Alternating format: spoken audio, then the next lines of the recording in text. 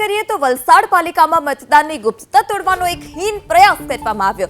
એક મતદાતાએ પોતાના મતદાનની ક્લિપ બનાવી વાયરલ કરી મતદાન કુટીરની અંદર ઈવીએમમાં મતદાનની રીલ બનાવી વાયરલ કરી હતી। મતદાતાએ મતદાન કેન્દ્રની અંદર રીલ બનાવતા સુરક્ષા સામે પણ અનેક સવાલ ઉઠી રહ્યા છે, કારણ કે જ્યારે મતદાન કરવા તમે અંદર જતા હોવ છો ત્યારે પહેલા તો તમારું જે આધાર કાર્ડ હોય છે તે તપાસવામાં આવે છે અને મોબાઈલ ફોન અંદર લઈ જવાની જે મંજૂરી હોય છે તે મોબાઈલ ફોન અંદર લઈ જવાની મંજૂરી જ પહેલા તો નથી હોતી અને તે જ દરમિયાન આ પ્રકારના દ્રશ્યો સામે આવ્યા છે। ત્યારે જે હિંસાની જે હદ હતી તે એક વટાવી દીધી છે। મતદાતાએ મતદાન કેન્દ્રની અંદર જઈ તેને ફોન પણ લઈ ગયો, આ સાથે જ રીલ પણ બનાવી છે। ત્યારે સુરક્ષા સામે પણ અનેક સવાલ ઉઠી રહ્યા છે। ઘટના છે વલસાડની કે જ્યાં પાલિકામાં આ પ્રકારની ઘટના બની।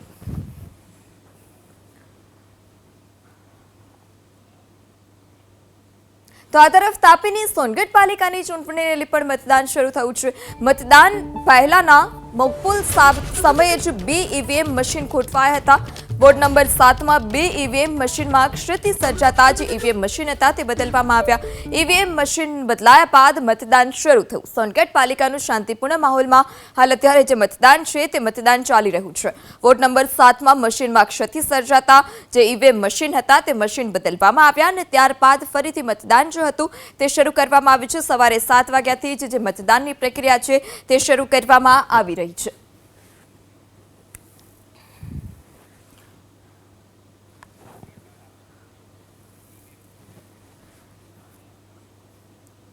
તો આ તરફ પાટણના રાધનપુરમાં પણ ઈવીએમ ખોટકાયું હોય તે પ્રકારની જે માહિતી છે તે માહિતી સામે આવી છે। સવારે 7 વાગ્યાથી મતદાનની જે શરૂઆત છે તે થઈ રહી છે। આજે સ્થાનિક સ્વરાજ્યની ચૂંટણી માટે મતદાન, ત્યારે પાટણના રાધનપુરમાં જે ઈવીએમ મશીન હતું તે ખોટવાયું હતું। વહેલી સવારથી જ મતદાન કેન્દ્રો પર મતદારોની કતાર જોવા મળી। બોર્ડ નંબર 7 માં વલ્લભનગર મતદાન મથક ખાતે ઈવીએમ મશીન ખોટવાયું હતું। ઈવીએમ મશીનમાં ક્ષતિ સર્જાયા બાદ મશીન જે હતું તે મશીન બદલવામાં આવ્યું અને ત્યારબાદથી ફરી એક વખત મતદાનની પ્રક્રિયા જે હતી તે શરૂ કરવામાં આવી છે। સવારથી જ જે મહિલાઓ છે તે પણ પોતાના મતાધિકારનો ઉપયોગ કરવા માટે મતદાન કેન્દ્ર ખાતે પહોંચી હોય તે પ્રકારના પણ આ દ્રશ્યો રાધનપુરથી સામે આવ્યા છે।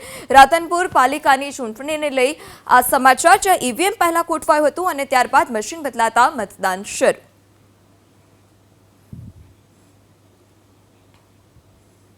તો આ ત્રીજી ઘટના કે જે રાજકોટના જેતપુરમાં પણ ઈવીએમ ખોટકાયું છે। ઈવીએમ મશીન બદલવામાં આવ્યું અને ત્યારબાદ ફરી એક વખત જે મતદાન હતું તે મતદાન શરૂ કરવામાં આવ્યું છે। હાલ અત્યારે શાંતિપૂર્ણ માહોલમાં મતદાન ચાલી રહ્યું છે। ચૂંટણીમાં વોર્ડ નંબર 5 અને 8 માં ઈવીએમ જે મશીન હતું તે મશીન ખોટવાયું હતું। દેસાઈવાડી વિસ્તારમાં ઈવીએમમાં ક્ષતિ સર્જાઈ હતી। વોર્ડ નંબર 5 અને 8ની ઘટના કે જ્યાં ઈવીએમ મશીન ખોટકાયું। વહેલી સવારથી જ મતદાન કેન્દ્ર પર મતદારોની લાંબી કતાર હતી।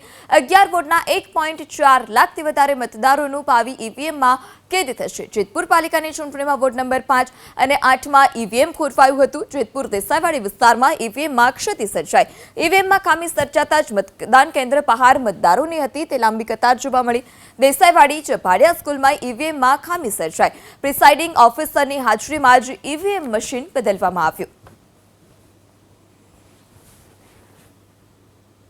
રાજકોટ જિલ્લાની 5 નગરપાલિકાઓમાં સૌથી હાઈ પ્રોફાઇલ એટલે જેતપુર નગરપાલિકાની ચૂંટણીને લઈને ઈવીએમ બગડ્યું છે। દ્રશ્યો આપણે બતાવવાનો પ્રયાસ કરીશું। ચૂંટણી વિભાગના અધિકારીઓ છે તેમના દ્વારા ઈવીએમ રિપેરિંગની કામગીરી શરૂ કરવામાં આવી છે। મતદારોની લાઈનો છે એ બતાવવાનો પ્રયાસ કરીશું। અહીંયા મતદારો સાથે વાત કરીશું। કેટલી વારથી ઊભા છો, શું કહેશો? ઈવીએમ બગડી છે? પોણી કલાક ત્યાં ઊભા, હવે મશીન આવ્યું હોય હજી બરોબર કલાક જેવું થઈ ગયું હતું। શું કહેશો? અમે અડધી કલાકથી ઊભે છે અહીંયા, એટલે અત્યારે મશીન બગડ્યું હતું, એમાં એક સ્વિચ કામ કરતી નહોતી। એક સ્વિચ કામ? હા એટલે હવે અત્યારે બીજું ઈવીમાં આવી ગયું છે, એટલે અત્યારે કામ ચાલુ થઈ જાય। તમે શું કહેવા માંગશો? અડધી કલાકમાં ચાલુ થઈ જશે। કેટલી વારથી ઊભા છો? પોણી કલાક થઈ ગઈ। બરોબર। ઈવીએમ બગડી ગયું હતું? ઈવીએમ બગડી ગયું હતું। ચોક્કસ ઈવીએમ રિપેરિંગની કામગીરી શરૂ કરવામાં આવી છે। આ તરફ બહેનોની પણ લાઈનો છે એ બતાવવાનો પ્રયાસ કરીશું। માજી, મતદાન કરવા માટે કેટલી વારથી બેઠા છો, શું કહેશો? યાતાણાના બેઠા છે બાપા। બરોબર। શું તો કેમ વારો નથી આવતો? વારો ક્યાંથી ખોટવાનું છે ને? ઈવીએમ ખોટકાણું છે? બરોબર। તમે શું કહેશો? કેટલી વારથી બેઠા છો? અમે અડધી કલાક થઈ। બરોબર। મતદાન કરવા માટે પહોંચ્યા છો? હા। ચોક્કસ। તમે શું કહેવા માંગશો? અમે અડધી કલાક થયા બેઠા છે અને પ્રસંગમાં જવું છે ને તોય પણ અહીંયા બેઠા છે. હવે જ્યારે ચાલુ થાય તે મતદાન કરીને જવું છે. અડધી કલાકથી બેઠા છે. ઈવીએમ બગડી ગયું છે. એ ખબર નથી, બગડી ગયું છે એમ કે છે બધા, પણ અમે અહીંયા અડધી કલાક થી અહીંયા બેઠા છીએ. લગ્નમાં જવું છે. હા, તો શું કરીએ હવે, જાય કે ના જાય? તમે શું કહેવા માંગશો? લગ્ન ગાળો ને ચૂંટણી બધું હારે આવ્યું. અમે અડધી કલાક ત્યાં બેઠા છે મતદાન કરવા, તો હવે રાહ જોઈશી મશીન ખોટવાનું છે ત્યારે. તમે શું કહેવા માંગશો? અમે એ જ કહેવા માંગી છીએ કે લગ્ન ગાળો છે તો જાવું આવવું હોય ને મતમાં ખોટી થઈ છે. ચૂંટણી ને લગ્ન બધું હારે આવ્યું એવું નથી લાગતું તમને? હારે જ છે.